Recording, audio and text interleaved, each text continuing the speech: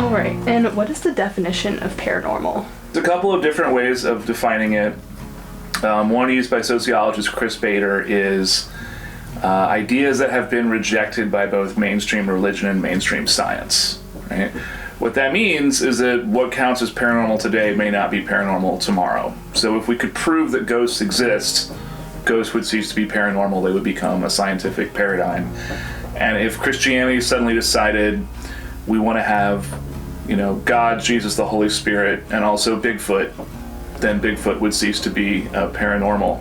How do I know if an investigation is getting too dangerous and dodgy? Well, the first and foremost thing is you can feel it. So and I know Brian's going to nod his head as well, the human body is a great receptor of environmental energy. There's plenty of people that could say that, I felt somebody staring at me, or you can feel these things, these energies that people put onto you, right?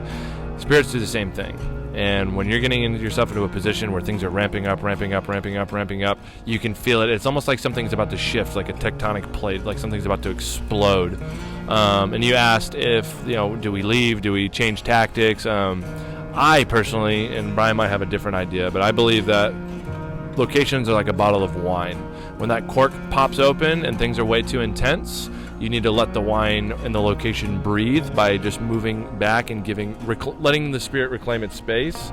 Or you can stand your ground and say, absolutely not, I'm staying here and you're going to go somewhere else. I think that, sociologically, we know that if you believe in God and you believe in mainstream religious ideas, you're more likely to believe in paranormal ideas.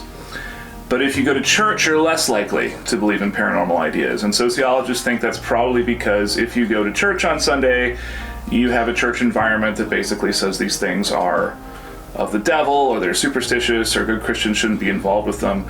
So the person most likely to be interested in the paranormal is someone who is spiritual or religious but unchurched, who doesn't have a religious community sort of restricting their ideas or the way that they see the world.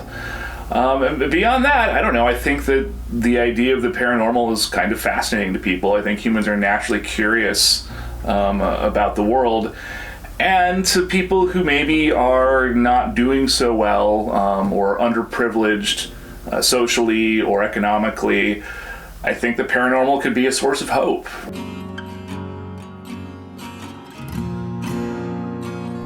There was one part during the investigation when it was just me and Samantha alone in the location, and we had our spirit box going. So the spirit box would sweep through AM, FM radio frequencies so spirits can manipulate the device to speak with us. We said, who's here? And then it was quiet, and you hear, he's coming. And we said, who's coming? And loud as day, it says, Satan. And I looked at Samantha, and Samantha looked at me, and we were already feeling on edge. And I was like, I'm not going to acknowledge that. I'm not going to say it out loud. And then all of a sudden, Samantha goes, he's in the kitchen. I can see him. And I said, I know I can see him too. And I said, what does he look like? Because I wanted to see if her validation matched my validation. And we both picked up a demonic entity that was heavy shoulders, had these ram-like horns going up. And I said, you need to leave, because she's still learning her mediumship skills, so she's still open to everything around her. So she left, and we brought her dad in, who's an ordained minister, and kind of blessed the house. And as we were blessing the house, I started getting really sick and started getting headaches, and I started feeling like I needed to throw up, and it was quite an amazing experience. We actually took these toys out from that case. We thought they were just kind of knickknacks that the previous owner left behind. And the lady's like, no, like they're haunted, like we can't touch them because things will happen, like the cabinets will open, we'll hear voices. And I was like, I was kind of skeptical about that. So I took that little green toy and I put it on the floor. And I said, do you like me playing with your toy? And through the spirit box you hear, no, please stop. And so I was like, we'll take them out. So now they're in our possession.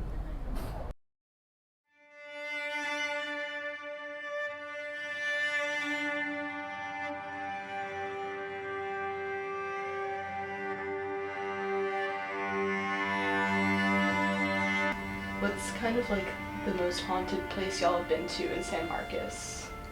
In San Marcos, it would be the old Hays County Jail. We've got some interesting voices there. Mm-hmm. Yeah, it's been really interesting. Usually when we go to investigations, they don't tell me, and I just normally either write it down or record it on my phone, and then I let them know like what I'm feeling. The history is that there was a woman serial killer back in the early 20s, that she was arrested for the murder of her stepchildren. So she was arrested and put in that jail. She was waiting a trial. Halloween morning, 1924, she woke up, got herself dressed, and hanged herself upstairs in her jail cell. And for the last 100 years, people have been seeing her apparition. We've caught her voice several times.